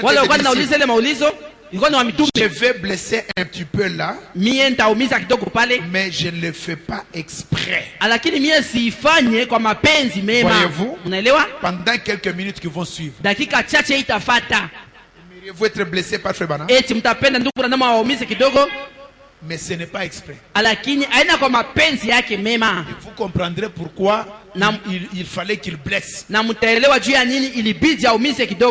Et c'est dans les quelques minutes ce qu'il va dire ici. Écoutez ce qu'il va blesser. Mais il dit, je vais blesser un petit peu, mais je ne le fais pas exprès. Pendant quelques minutes qui vont suivre, juste une minute ou deux, mais c'est pour être bien sûr que vous aurez compris. Vous m'entendez? Je vais blesser, c'est pour être sûr que vous avez compris. Regardez. Pourquoi ces hommes qui avaient marché avec Christ, pourquoi les Écritures disent-elles d'abord qu'Élie doit venir? Et c'était ceux-là même qui s'étaient convertis. Et qui s'était converti par Jean. Il ne l'avait même pas reconnu. Pourquoi les Écritures disent-elles? Les docteurs disent-ils? Vous voyez ce que je veux dire? Pourquoi les Écritures disent-elles qu'Élie doit venir premièrement? Les disciples qui avaient marché avec lui. Pourquoi les Écritures disent-elles qu'il doit venir premièrement avant ces choses et rétablir toutes choses? Il avait fait pour environ une demi-douzaine de personnes. C'est tout ce qu'il y avait. C'était le seul qui devait le recevoir. Et c'était là qui était destiné à le voir. Jésus a dit, il est déjà venu et vous ne l'avez pas reconnu. Il a fait exactement ce que l'Écriture avait dit qu'il ferait. Il a rétabli ceux, vous tous qui m'ont reçu et qui ont cru en moi. Il a fait exactement ce que les Écritures avaient dit qu'il ferait. Ils lui ont fait ce que les Écritures avaient dit qu'il lui ferait aussi. Il est déjà venu et vous ne l'avez pas reconnu. Branham dit, êtes-vous prêts? Je vais vous donner un petit choc. L'enlèvement va se faire de la même manière. kunyakuliwa itafanyika pia namna moja moja. Dit, je veux blesser. Branham anasema talumiza C'est kidogo. pour être sûr que vous avez compris. Ni juu ni kweli hakikisho kusema mulielewa. Je vais maintenant vous donner un petit choc. Sasa nitawavunja kidogo. L'enlèvement va se passer de la même manière. Kunyakuliwa itapitika namna moja moja. Ce sera tellement simple. Itakuwa hakika ya kwepesi. Ça va sans doute se passer de la même manière. Itapitika namna moja moja. Si bien que l'enlèvement va se faire un de ces jours. Kama ni kweli kunyakuliwa itafanyika siku moja. Et personne n'en aura connaissance. Na hakuna mtu ataelewa. Allons. Ne vous levez pas tout de suite. Basi msisimame hapa hapa. Mais examinez ça une minute. Akimchunguze dakika chache. Et je vais terminer. Na nitamaliza sans faute. L'enlèvement va se faire d'une façon tellement simple que les jugements vont s'abattre et qu'ils vont voir le Fils de l'homme. Alors ils diront, est-ce qu'on n'était pas censé avoir telle et telle chose? Est-ce qu'Élie ne devait pas nous être envoyé? Est-ce qu'il ne devait pas y avoir un enlèvement?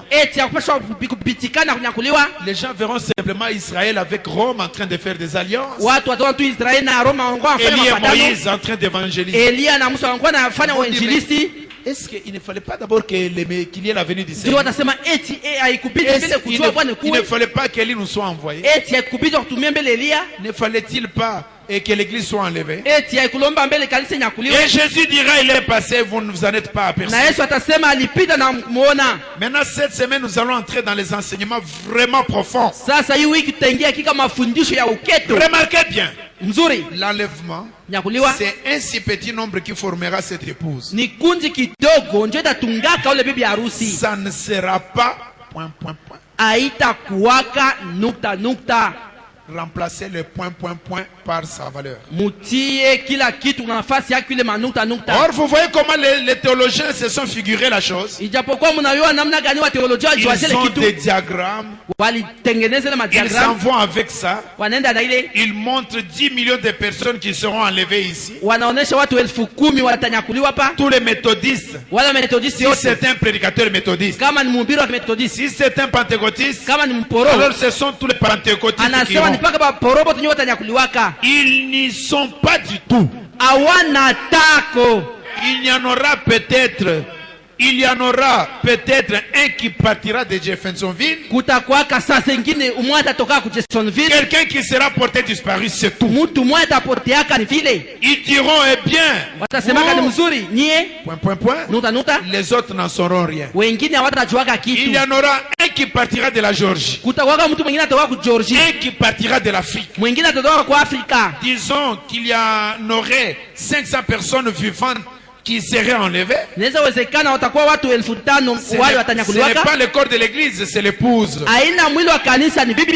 L'église ressuscitera par milliers. Et ça, c'est la prochaine résurrection. La Bible dit qu'ils ne revinrent point à la vie jusqu'à ce que 1000 ans fussent passés. Tous ces gens de l'église ressusciteront à la résurrection générale. Et quant à l'épouse, si 500 personnes quittaient la terre à 7 minutes même, le monde n'en saura rien. Jésus a dit qu'il y en aura un dans son lit. J'en prendrai un et j'en laisserai un.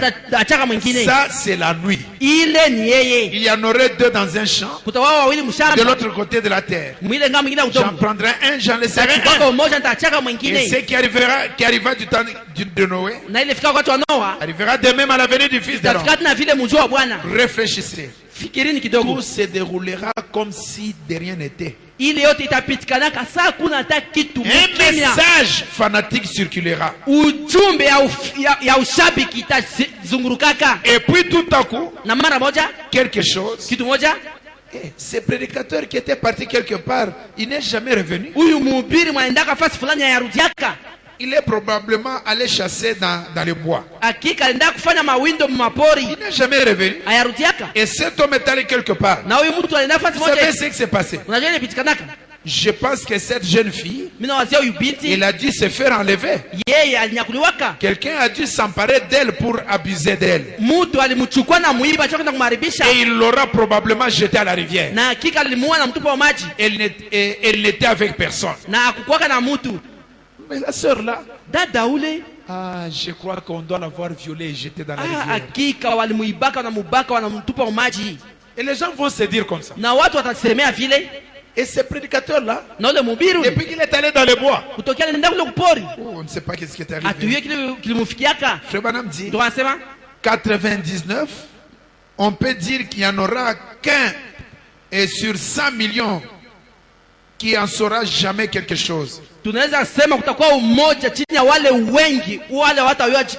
À moins que quelqu'un qui la connaissait dise cette fille a disparu. C'est à n'y rien comprendre. Elle n'était jamais partie comme ça. Cette fille, jamais elle ne parle pas comme ça. Cette sœur qui s'absente maintenant à l'église là, ça fait un temps, je ne sais pas qu'est-ce qui lui est arrivé. Et puis quand ils disent les tombes vont s'ouvrir, comment les tombes vont-elles s'ouvrir? Je n'ai pas le temps de l'approfondir comme j'aurais voulu. Il faut que j'en parle. Juste pour vous faire voir la simplicité de Dieu. Et ce calcium. Et cette potassium et tout ce qu'il y a en vous comme matériaux, ça ne donne qu'une cuillerée. Et c'est vrai. C'est ce qui arrive. C'est que ça redevient esprit et vie. Dieu n'a qu'à parler. Et l'enlèvement va se faire. Il n'est pas question d'aller là-bas et que les anges descendent avec leur pelle pour ouvrir les tombes et en faire souffrir quelques vieux cadavres. Tout ça, c'est né du péché pour commencer. Mais ça sera un nouveau semblable à celui-là. Amen. Amen. Frère Branham dit que dans Christ s'est révélé dans sa propre parole. 68-69. La traduction correcte dit que quand nous serons enlevés, nous laisserons les cheveux et les os dans la tombe. La résurrection, ce n'est pas le corps que vous déposez dans la tombe là qui ressuscite. Non, non. Ce corps-là doit rester. Et vous partirez avec le corps céleste. C'est un corps semblable à celui-ci. Les noirs auront seulement l'apparence des noirs. Celui qui a, je ne sais pas moi, un teint clair aura son teint clair. Le blanc sera blanc. Amen. Amen. Pourquoi?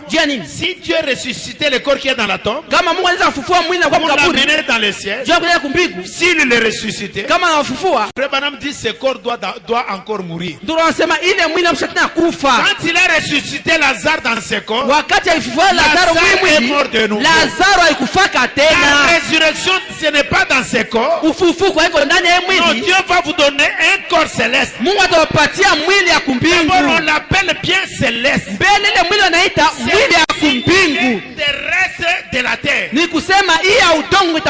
aurons des corps célestes pour aller au ciel. Et ce corps terrestre restera sur la terre. Mais pour les vivants, ça ne sera pas la mort. Le corps va rester sur la terre.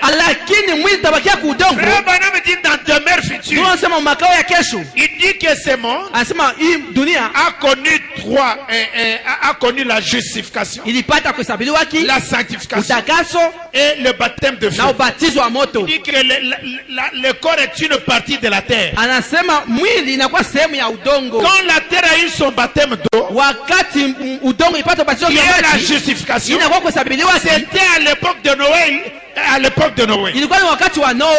2000 ans après. Abraham dit à l'époque de Jésus, la terre a connu la sanctification. C'est quand la goutte du sang de Jésus-Christ a touché la terre. Alors la terre a été était sanctifié. Pendant que la terre était baptisée d'eau, notre corps était aussi baptisé d'eau.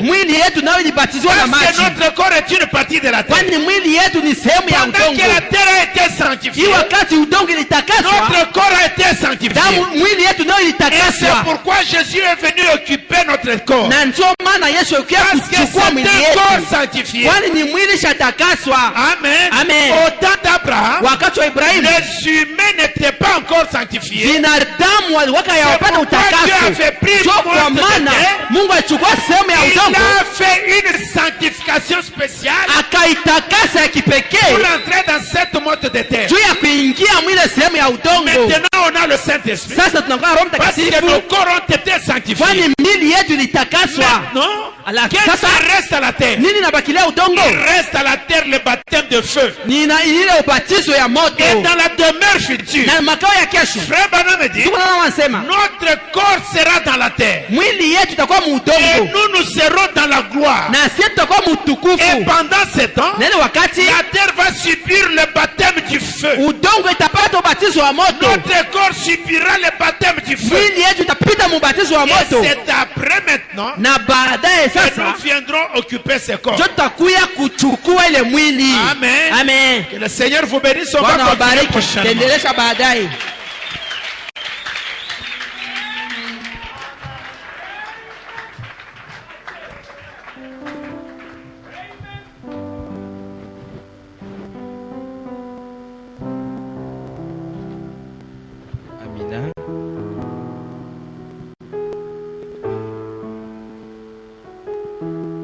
Est-ce qu'on peut chanter?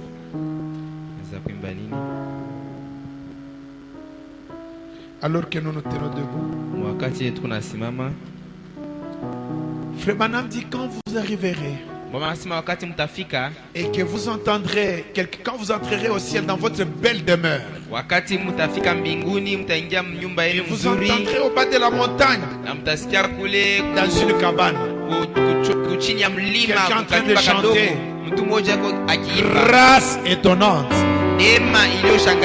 Frère Branham dit, vous allez bien vous retourner et ça sera moi.